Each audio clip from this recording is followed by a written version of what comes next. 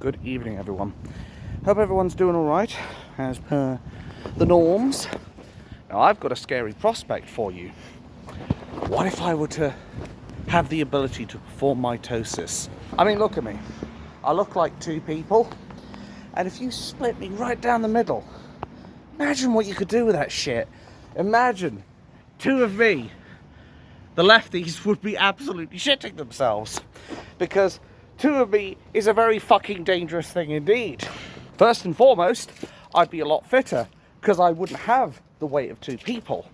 It would be evenly split, and then it would be very fucking scary seeing me charge at you at 100 miles an hour, and not actually looking like I could only go 10 meters before I run out of breath.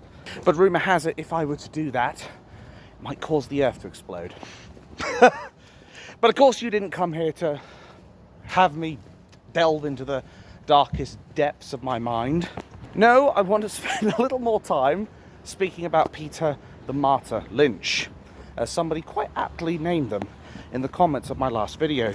May the man upstairs look after you, Peter, because Keir The Traitor Starmer clearly didn't. Nor did one judge, dishonourable judge I should say, Jeremy Richardson, a man who sentenced Peter the Martyr Lynch to 2 years in prison for legal protest, for shouting at police. While I'll also point out, in the past, Jeremy Richardson, Jeremy the Dishonourable Richardson, had decided to show compassion towards a sexual predator who was stalking 13 to 14-year-old schoolgirls. One Andrew Jackson, saying that this man had never had a full sexual relationship and it must be very frustrating for him. I don't know about you, but I think going after 13 to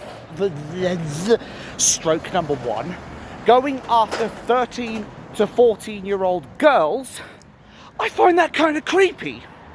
I find it particularly scary, considering we already have the intolerant death cult of Islam doing that as it is, as well as people even younger. But not only did he show Andrew Jackson compassion, he spared him jail as well. Yes, Jeremy the Dishonourable Richardson decided to spare a paedophile jail while sentencing a man well within his rights unlawfully to jail. Sentenced him to 2 years. And because of that, Peter Lynch, God rest his soul, is dead. He should be alive right now. He should be enjoying family time with his fucking family, with his kids, his grandkids. Now the only company he keeps is a pine coffin. And I may make jokes about many things, but joking about the dead is something I am not going to do, because Peter Lynch deserves better. And you know who should be talking about him? Reform. Richard Tice has done so. He has the balls, whether up here or down there, or in my case both, to be able to speak about what this is. Why is it Nigel Farage and Lee Anderson haven't? Why have they not spoke out about this? Oh, they were willing to speak about Chris Kaba, but they're not willing to speak about a political prisoner. Now, to go over this Chris Kaba situation, for those who are unaware of it, basically, there was a load of malarkey and a marksman of the police who, for once, the police did their fucking job. Chris Kaba, it turned out to be a very violent criminal who basically went in to a nightclub and gunned someone down. Shot him 3 times in a nightclub. Now, Nigel Farage was quick to mention this. Nothing about Peter Lynch. But back to Chris Kaba for a moment. This marksman fired on this scum, this waste of oxygen, the moment this guy decided to ram the police cars. Bearing in mind that Chris Kaba had had a history of offences, including unlawful possession of a deadly weapon, a firearm, and he had rammed other vehicles before, and he'd actually been caught on knife crimes as well, which the cold bitter truth people may not want to accept is that a lot of knife crimes, especially in London, are particularly committed by black gangs, ironically on each other. But of course the mainstream media won't tell you this. You know the drill, folks, because say it with me, it doesn't suit the narrative. No, the narrative the mainstream media wanted to go with was putting in some other black people to say, oh, he was a loving family person and we must seek justice for Chris Kaba, who was wrongly executed by police. No, he fucked around and he found out. The police, for once, took out the trash, metaphorically speaking, and in this case, literally. The police shot him, Martin Blake shot him, credit to that man, because this little prick, that is Chris Kaba, was found to be a very dangerous criminal. Chris Kaba, he had every potential to shoot to kill someone or to do whatever it takes to avoid custody. He was more than capable of taking a life. And understandably, after hearing that this guy had, prior to what happened, as said, gunned down one person, it stands to reason why Martin Blake should be commended as a hero. Do you know what happened to Martin Blake? I'll give you 3 guesses.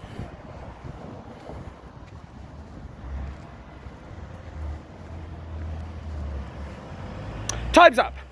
He was fired. He was fired from the police. He was found not guilty of murdering Chris Kaba, thank God. But then the police decided, because he did his job, he's got to go. And they kicked him out of the force. Just like that. It is sickening. It is disgusting. It is abhorrent. A man who, for once, we don't give a lot of credit to the police these days, but this time we have to, because of what Martin Blake did, saving many lives. Now, he's out of a fucking job. So yeah, I am a little bit pissed off. I am a little bit fucked off with our police force. And of course, Mark the Snake Rowley, you know, the guy who assaulted a GB News reporter. Yeah, that Mark Rowley. The one who basically came out and said that the people who attended on the 27th of July, they're all extreme right. Yeah, that Mark Rowley. He decided to come out and say he has sympathy for Chris Kaba, the criminal, and his family. However, for the absolute hell that Martin Blake went through, didn't even mention him. Didn't even give a single bit of sympathy for him. So Mark Rowley is more interested in giving sympathy to criminals and the families who sympathise with a criminal than a police marksman who is able to do his job and protect the British people. But you know what really brings my piss to a boil?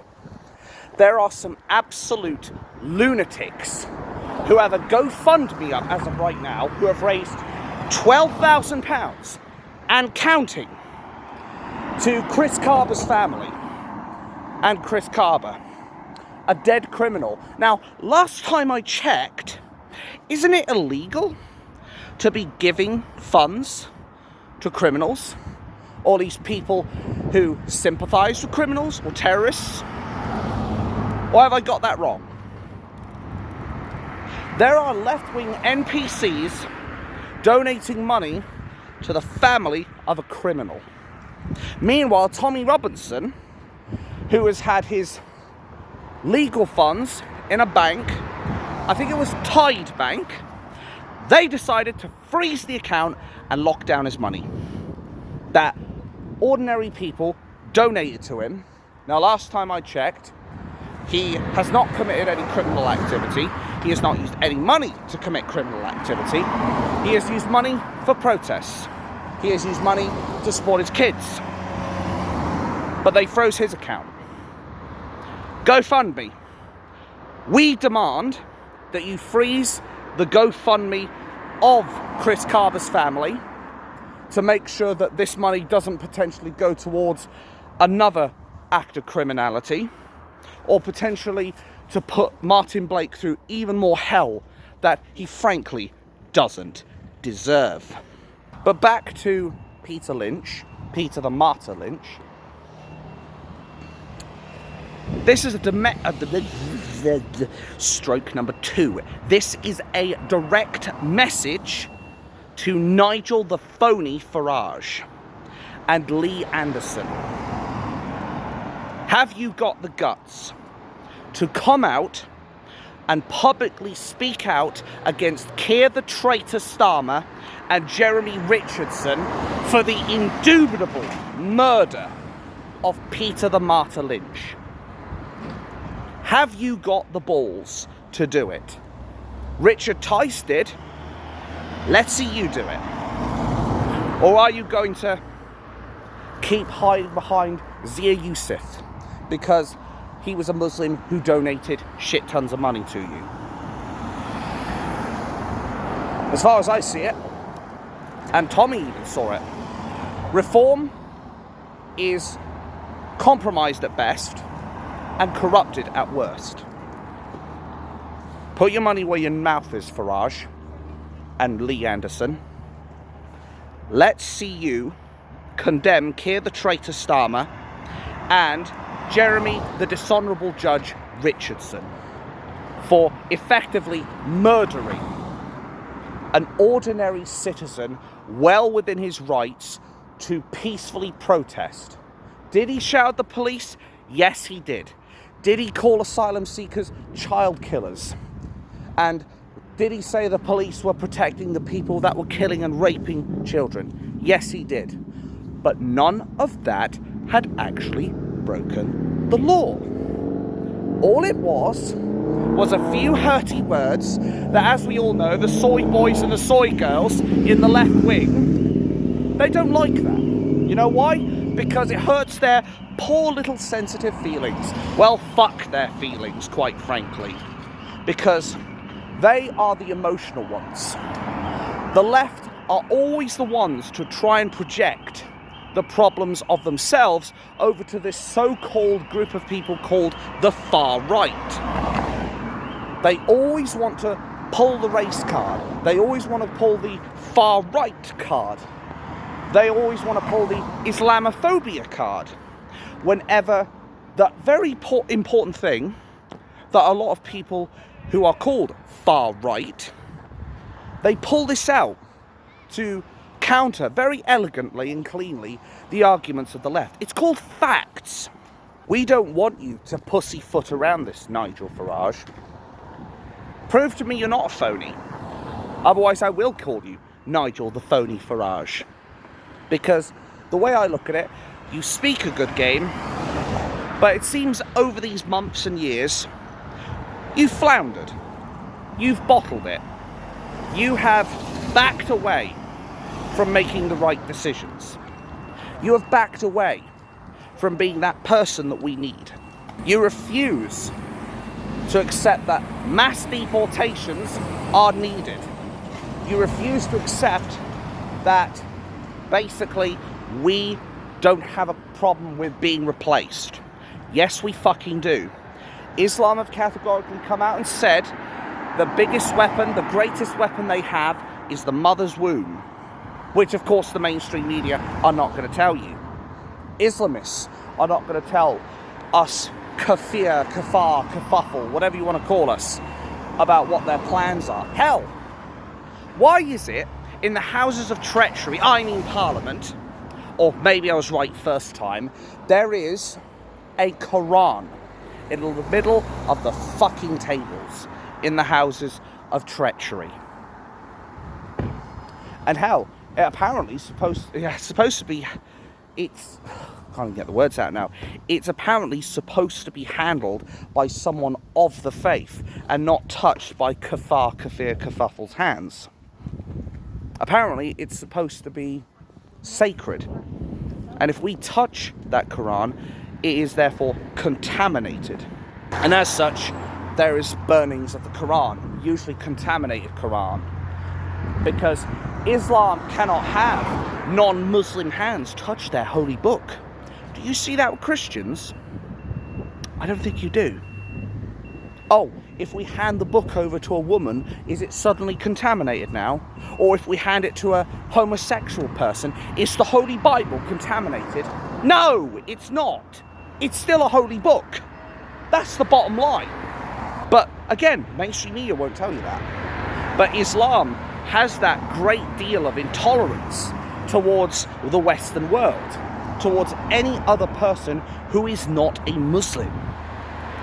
That is the cold, bitter truth. But I am going off on a tangent a little bit. Nigel the phony Farage, has not spoken out about Peter Lynch yet even. Am I surprised? Not really, considering he was very quick to condemn Tommy Robinson supporters as far-right thugs.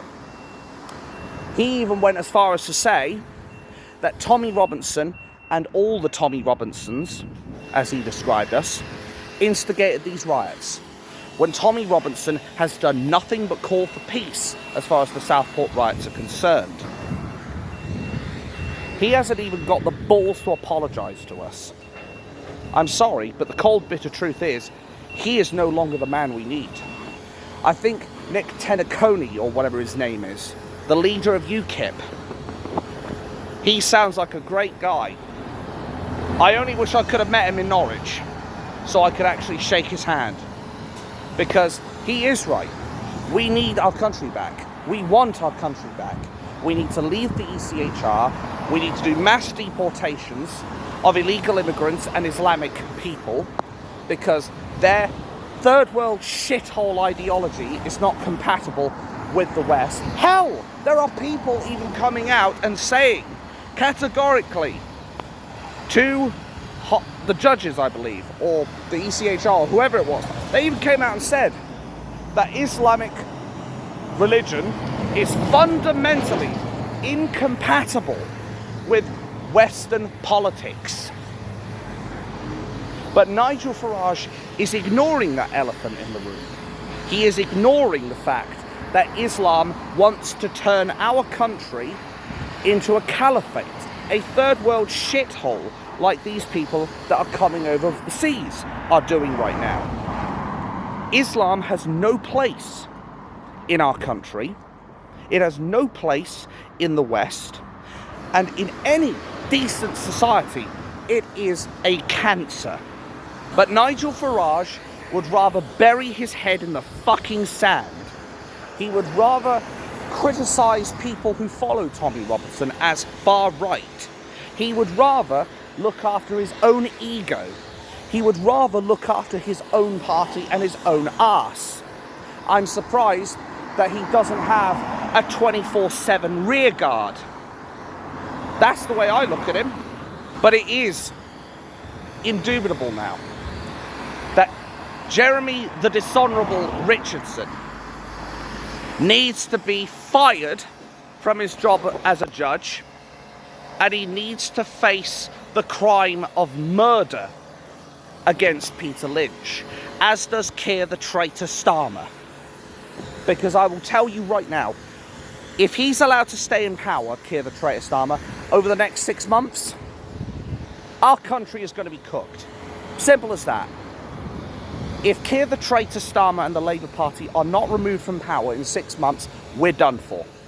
He will destroy this country, just like that. Because he has done everything that he can to destroy this country. Screw our economy, screw our nation, screw our people, import the third world, allow terrorists and criminals to enter by basically holding up the portcullis. He is a sectarianist, traitorous, fascistic bastard. But the media or anybody else won't have the balls to call him that. That's the thing. I, unlike a lot of people in this world, I'm not going to sugarcoat a motherfucking thing. I am not going to mince my words. I am going to say it exactly how it is, and I will do my best not to bullshit you.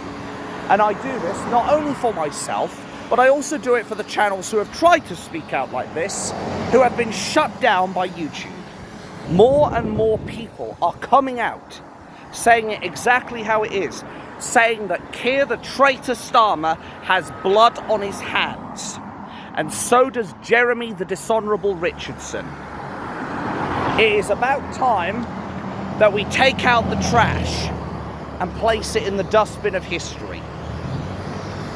These two must be consigned to prison for the whole of their lives. A whole life sentence, like they gave to Lucy Letby, one of the baby killers. What her crimes are completely reprehensible. But what Keir the Traitor Starmer is doing is making Lucy Letby look like the St. George of this country. The bottom line is that Keir the Traitor Starmer and Jeremy stroke number 3, Jeremy the Dishonourable Richardson, must face jail time now. The two-tier policing, the two-tier judiciary, the left-wing renter mobs and the NPCs, the third world shithole coming to Britain. I will tell you right now, as long as those two are out of prison, there is no justice in this country. There will be no justice in this country. So it's time we put them where they rightfully belong. It's time Keir the Traitor Starmer faces a court of his own. It is time that we put Jeremy Richardson alongside Keir the Traitor Starmer and sentence them for their crimes. I wish I could say I was the judge, jury and executioner, but that would be denying these assholes, who may not deserve it, but they still should have it, a jury. But if I had my way with those two, I'd be sending them to prison, just like that. They'd be in jail, no question about it. And you know what? If it actually happened, I'd probably walk out the courtroom and there'd probably be hundreds of thousands of people applauding it. Because they'd be like, finally, the traitor is in jail. There may be some people booing, saying he should hang. But you know what? As much as he probably should hang for his crimes of treachery, there is one thing about being sentenced to prison and having to serve a whole life sentence. I know he's an old git, so it probably won't mean much to Keir the Traitor Starmer. And Jeremy Richardson isn't that much younger. But they'll have to sit there in prison and rot. Personally, I'd also deny them one of their square meals a day. Make them feel the pain and the misery they put Peter the Martyr Lynch through. But one thing is for certain. One day, Keir the Traitor Starmer and Jeremy Richardson, they will have to walk into court. They will face their crimes. And like Thor's hammer, the gavel will come swinging down and deliver swift justice to the traitors who've ruined this country.